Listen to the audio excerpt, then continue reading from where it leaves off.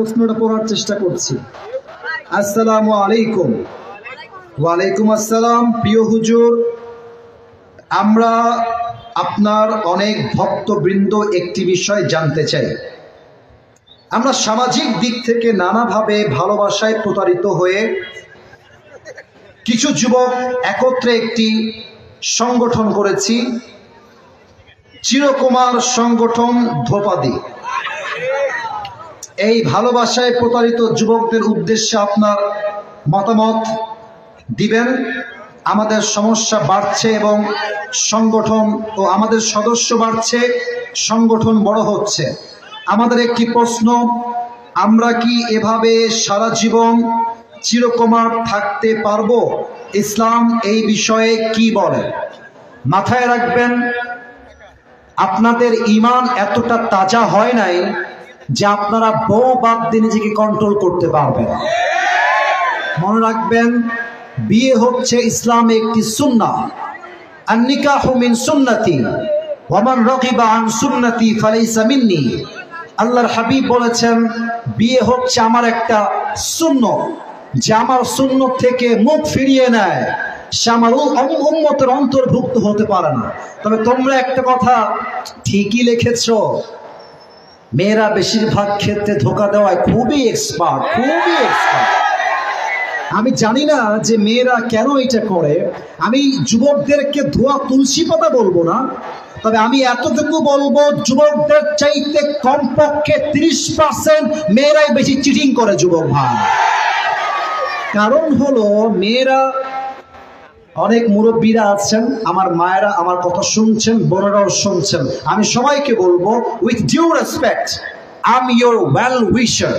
আমি আপনার কল্যাণকে আমি বোন, আমি আপনার শত্রু নই। আমার কথা একটু বুঝবেন। মেয়েরা ভাবে জামাইয়ের কাছে টাকা থাকলেই মনে হয় সুখ পাওয়া যাবে।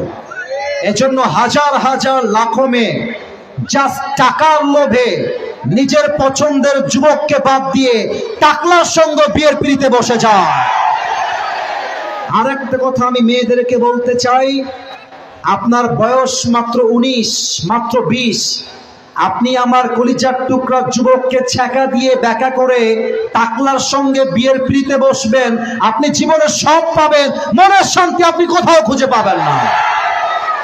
এন্ড থার্ড কথা, যারা এই সংগঠন করছো, আজ তোমাদের সংগঠনকে তোমরা ভেঙে ফেলবা। ইসলামে কোনো বৈরাগিতা নাই, ইসলামে এই সমস্ত চিরকুমার সংগঠন নয়। ইসলাম শেখায় তোমার চরিত্র রক্ষার জন্য তোমাকে প্রথম কাজ বিয়ের পিড়িতে বসতে হবে। আর আরেকটা আফসোসের কথা, এটা শুনলে হয়তো আমার কলিজার টুকরা আব্বা জানরা একটু মাইন্ডে নেবেন, আমি জানি। আমি নিজেও তো একজন যুবক, আমি খুব খেয়াল করেছি বিয়ের সময় মেয়ের বাবা যুবকের তাকওয়া, চরিত্র, দাড়ি এবং নামাজের চাইতে এইটাকে সবচেয়ে বেশি গুরুত্ব আরোপ করে। আমার তো মনে হয় যে কোনো মেয়ের বাপ প্রথমে জিজ্ঞাসা করে বসবে, বাবা সব বাদ দাও, পেহলে ইয়ে বাতাও कि तुम कितने पैसे कमाते हो। আর কিছু মেয়ের বাবা মনে করেন যে মেয়েকে যদি আমি টাকাওয়ালার সঙ্গে বিয়ে দেই আমার মেয়েটা চিরসুখী হয়ে যাবে। ভুল ধারণা। বিয়ের ক্ষেত্রে একজন প্রতিষ্ঠিত যুবকের চাইতে একজন বেকার যুবক 1000 গুণ বেশি উত্তম।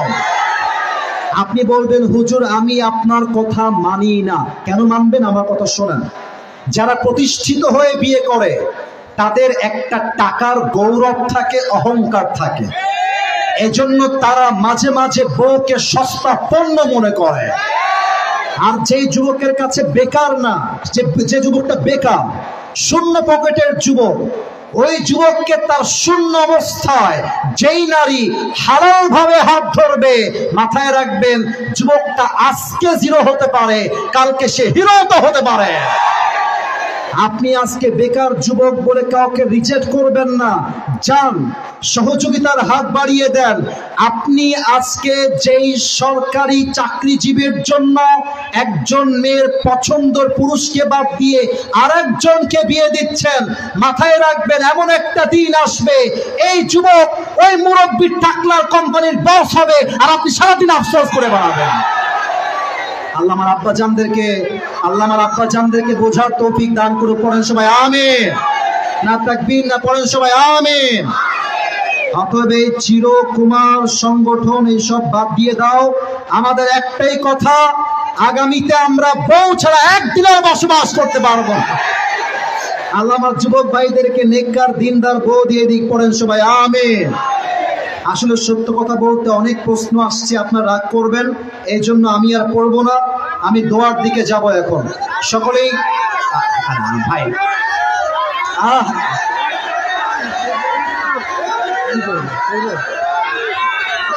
আচ্ছা দাও দাও দাও দাও দাও দাও দাও দাও দাও না স্যার, আপনারা কি বলছেন আমি পড়বো? স্যার পড়বো এটা আমরা? আচ্ছা আচ্ছা আচ্ছা, পারমিশন পাওয়া গেছে। না আচ্ছা ঠিক আছে, থামো। আবেগ দিয়ে নয়, বিবেক দিয়ে কাজ করতে হবে। তাকবীর দাও, নারায়ে তাকবীর। আসসালামু আলাইকুম ওয়া রাহমাতুল্লাহ। ওয়া আলাইকুম আসসালাম। কি যে প্রশ্ন করছে আল্লাহ মাহবুব ভালো জানে। হুজুর কিভাবে যে লিখি, কেমনে লিখি, আমার বিয়ের বয়স পার হতে যাচ্ছে, এইদিকে আমার পড়ালেখা শেষ হতে যাচ্ছে, বাসায় বিবাহের কথা বলতে পারি না লজ্জায়, বাসায় শুধু একটুতেই বলে যে আমার এই বান্ধবীর বিয়ে, ও বান্ধবীর বিয়ে। এমন কথা বলার পরও আমার বিয়ের ব্যাপারে বাসায় কারো কোনো মাথা ব্যথা নেই। এই ব্যাপারে আপনি কিছু বলুন। এটা আমার একজন লিখেছেন, ধোপাদি গ্রামের একেবারেই অসহায় একজন যুবতী নারী, আমার বোন প্রশ্ন করেছেন। এটা অবশ্যই পড়তে হবে, সবাই পড়েন আলহামদুলিল্লাহ। তার মানে আমার বোন বুঝে গিয়েছেন শুধুমাত্র শিক্ষা দিয়ে চরিত্র রক্ষা হয় না, বিয়ের দ্বারাই চরিত্র রক্ষা হয়। তো আমি আমার বোনকে বলবো, আমার প্রিয় বোন, আপনি আপনার আব্বা আম্মার হাতে পায়ে ধরে বোঝান। আপনার আব্বা আম্মাকে বলেন যে বাবা তুমি আমাকে বিয়ে দাও, তুমি বিয়ে না দিলে আমার চরিত্র নষ্ট হয়ে যাবে। যদি আপনার চরিত্র নষ্ট হচ্ছে দেখার পরেও, এই কথা যুবকদের জন্য বলছি এবং বাধ্য হয়ে বলছি, যদি তুমি দেখো তোমার বাপ মা দেখছে তুমি জেনায় জড়াচ্ছ, তোমার বাপ মা দেখছে তুমি হারাম প্রেম করছো, তবুও তোমাকে বিয়ের জন্য রাজি হচ্ছে না, সেই ক্ষেত্রে আমি আসিফ হুজুর বলে গেলাম, এখানে বাপ মায়ের মতের চাইতে বিয়েটা 1000 গুণ বেশি উত্তম হয়ে যাবে। কারণ আমি আমার বাপের কথা শুনতে গিয়ে জেনায় জড়াতে পারবো না। কিয়ামতের দিন আমার আব্বা আমার বিপক্ষে চলে যাবে, আর আমি আমার জেনার জন্য জাহান্নামে প্রবেশ করব, ঠিক কিনা? এজন্য আমার প্রিয় বোন, আব্বা আম্মাকে বোঝান, আলেম ওলামা নিয়ে যান, আব্বা আম্মাকে বলতে বলেন বিয়ে দিলে দিবে, নয় পছন্দের পুরুষকে বিয়ে করে বাড়িতে চলে যাবেন একেবারে। আমরা হারাম চাই না, আল্লাহর জমিনে আমরা হালাল নিয়ে বাঁচতে চাই। আল্লাহ প্রত্যেকটা যুবককে হালালে আসার তৌফিক দান করো। পড়েন সবাই আমিন। যারা মোবাইল বের করে আছেন, মোবাইলটা নামায় ফেলেন। দোয়ার সময় মোবাইল দিয়ে ভিডিও হবে না। এই সাদা সাদা সাদা বামে ওই যে সাদা ভাই, কেউ যাবেন না, দোয়া হবে। এই যে এদিকে এদিকে আমার দিকে সবাই তাকবীর দেন, নারায়ে তাকবীর। দোয়ার সময় কোনো বিশৃঙ্খলা করবেন না, নয় আমি আসিফ হুজুর খারাপ মন নিয়ে বাসায় ফিরে যাব। আমি বলছি আমার